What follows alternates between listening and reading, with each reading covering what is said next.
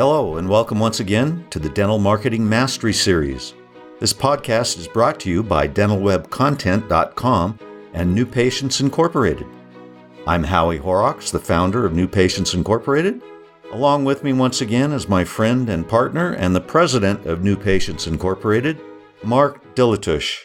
Hello, everybody. We are so happy, aren't we, Mark, that you are joining us today? I am very happy that I am joining you today, Howie. And our audience, we're happy to have you. That is correct. So, geez, your football guys, those Eagles. Yes, I know. They look fantastic. It's kind of amazing. Mr. Houdini again. Yeah. Okay, so we are in the middle of an undetermined number of podcasts meant and designed to give you short instructions on how to set up next year's marketing for your practice. Right. We are actually on number 3, I believe. In number 1, we all discussed budget, the various budgets below or above 1.5 million, the numbers to use, yada, yada, yada. Number 2, we talked about looking at your current marketing, considering if they are assets, if they're producing their assets, obviously. If they're not, they might be liabilities, and beginning to determine where you should invest your marketing budget now that you've done the math to determine what that should be. And number 3 is going to be a budget allocation combined with risk management. Sort of like you've got your budget now. What are you going to do with it? And why? Yeah. Right. Okay. I mean, the whole idea behind proper market, proper, effective, long-term. Well, you've been at this now for like 28 years, right, Howie? Yeah. I don't think anybody would argue that's long-term, right? Right. So how do you get effective long-term? And it all really boils down to risk management. Now, you're the creative guy in the leadership role, and I'm more the not creative guy in the leadership role.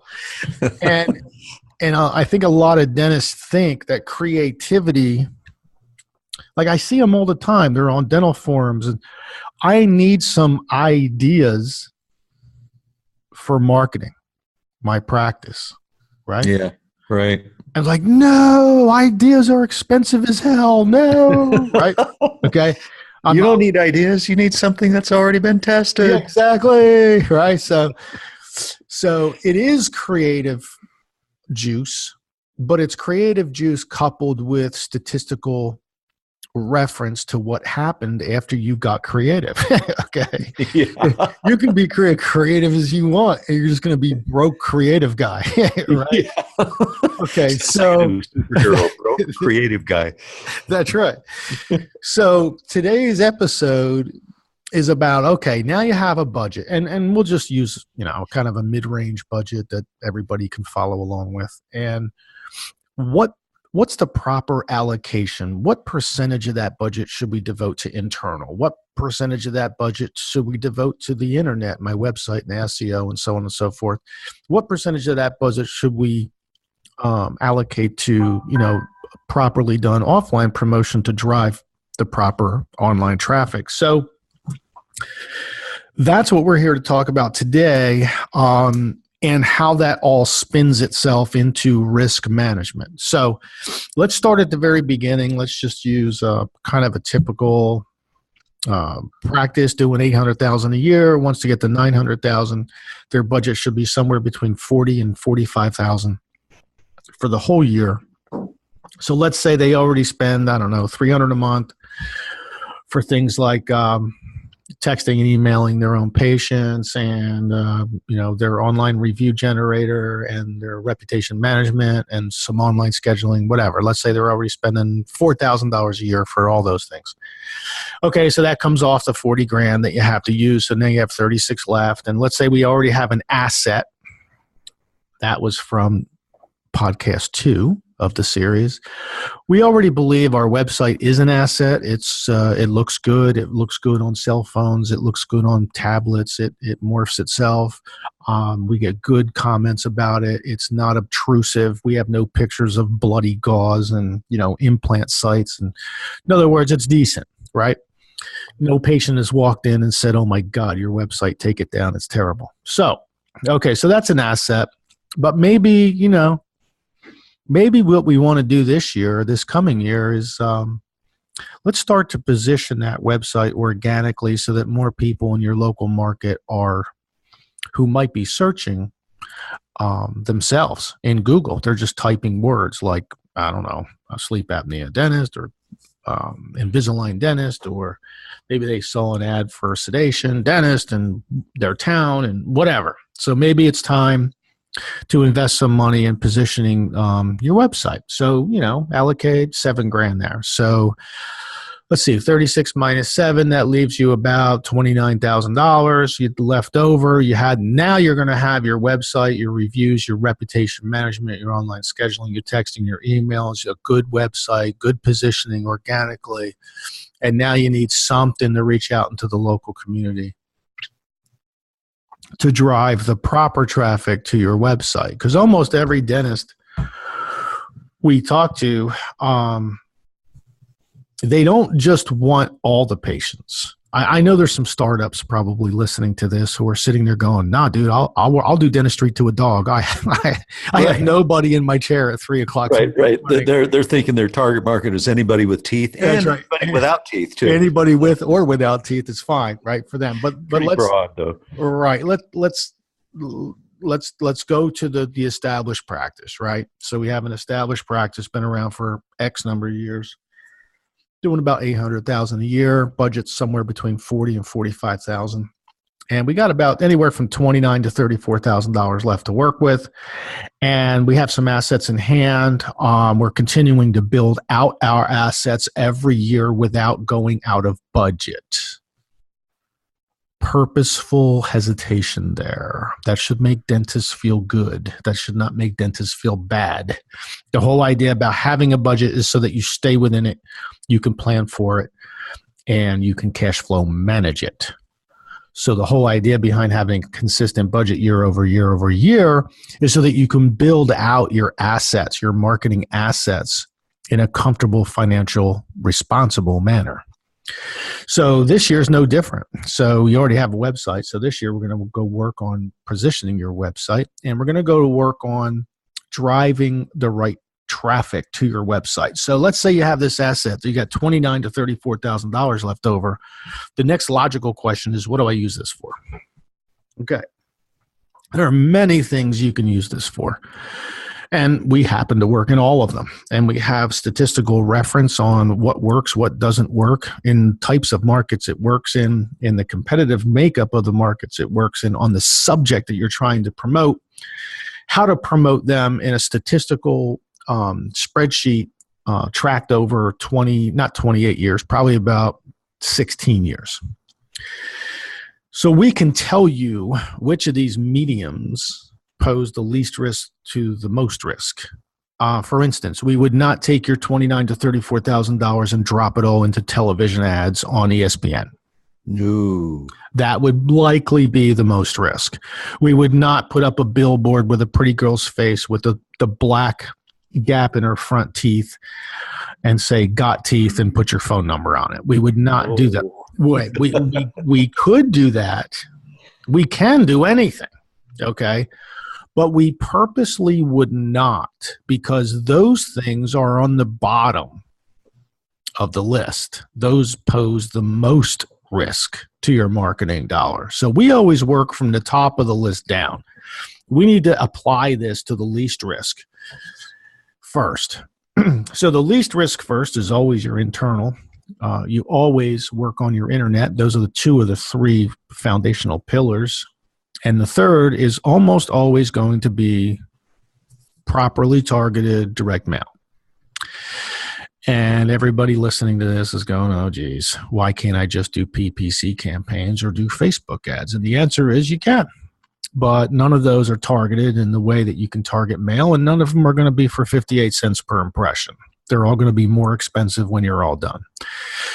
So hopefully we have your attention, and hopefully we can go through a little bit more of the risk management end, because when you assess risk, you almost always come down to a sentence about targeting. For instance, why would a billboard be so far down the list? Well, what do you think, Howie? Lack of message space? Well, yeah, that's lack of real estate, targeting. Well, There's no you're not targeting anybody except whoever's driving by. Exactly. It could be, who knows who it is. So yeah, that's why it's so risky. Plus the cost of the medium. Right. Billboards the cost are expensive. Yes, absolutely. TV's okay. expensive. So let's go down to radio. Why wouldn't you take $29,000 or $34,000 and tell the dentist, look, we're going to put you in radio for the year and see what happens? Yeah. Why wouldn't you do that? Because radio is only geographically targetable. Right. You can target it by listeners or viewers. By the way, when I say radio, you might as well say television, because they basically follow the same lack of targeting. Yeah. With radio and television, you have an enormous amount of geographic waste. In other words, you're paying for ads to be delivered to someone who might be 23 miles from you. Yeah, they don't call it a broadcast for nothing. Exactly. Okay. So geography is an important risk management topic, right? Okay, we're going to keep whittling these things down until we get to the break. So, okay, what about print media? How about a magazine? The magazines that claim that they only deliver to households over 60,000 in earnings each year. How about magazines? Yeah, no, that's less risky than previous mediums. So when you look at a magazine, though, and you see 9 different dentists advertising in that magazine, doesn't that increase your risk? Yes, it does. Or you could look at the magazine and say, oh my God, I'd be the only dentist in here. Yeah, you could do your own. Isn't that there's another idea. Okay. Risk management is part of identifying where your money's going to be best served. Right. So print media, while we're getting further up the list of reliable media types, you have to assess them individually. Let me give you an example that almost always works. Church bulletins, assisted living facilities, 55 and old. Right. I was just going to say that 55 and older communities. Right. Yeah.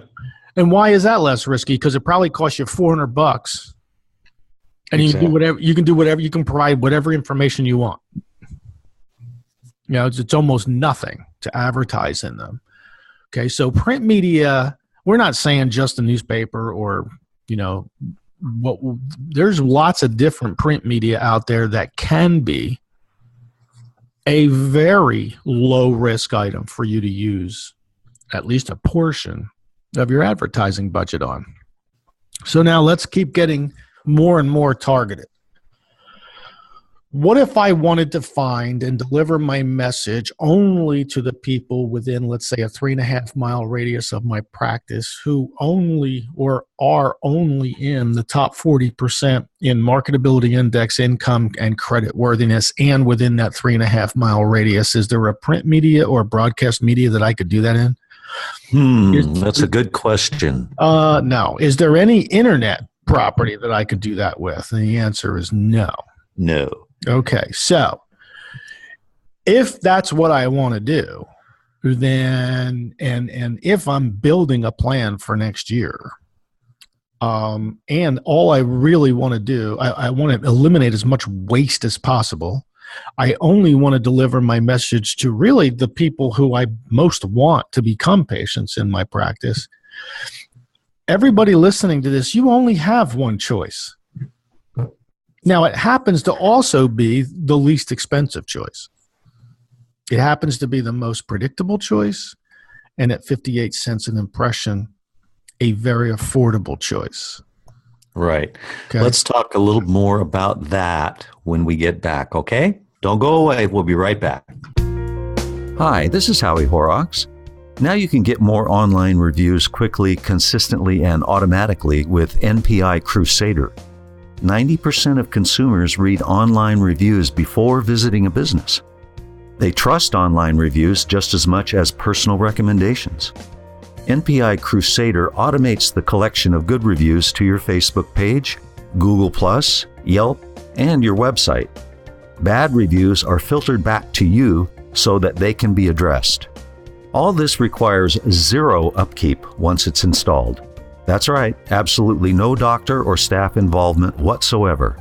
Get a quick demo by emailing demo, that's DEMO, at newpatientsinc.com or visit newpatientsinc.com or dentalwebcontent.com. All right, we are back. We are talking about the least risk and the most rewarding and the best medium for you if you are going to consider your 2018 marketing budget, right, Mark? Exactly. We're going through allocation and risk management. So, and for everybody listening to this, many of you are our clients. So many of you are already doing internal promotions. You already have internet, your website, and your SEO. Maybe you're even dabbling in some of our PPC campaigns. And you are certainly all mailing. Okay, all of you are, because that's basically the foundation from which you build. You've got to get that foundation working and productive in your second, third, fourth, whatever mail year. And then all of a sudden what happens is your budget goes up. Your budget goes up because your collections go up.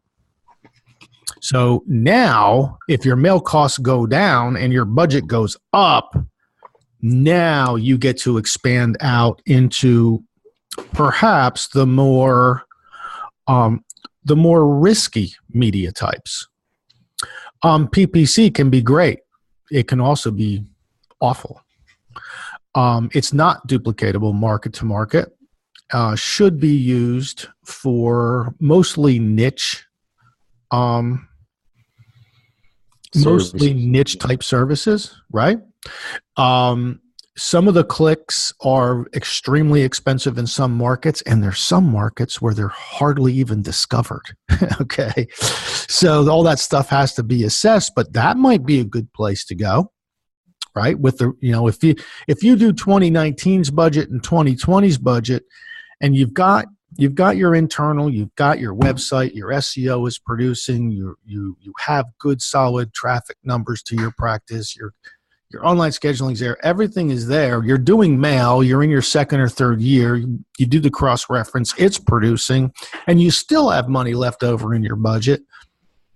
Then you go into maybe, and you know what, honestly, by that time, most of our clients are in their 40s, maybe their 50s. And if they do another two-surface composite, they're going to stab themselves in the eye with a sharp pencil, right? and they simply just want to do more fun dentistry, more big cases, more challenging stuff.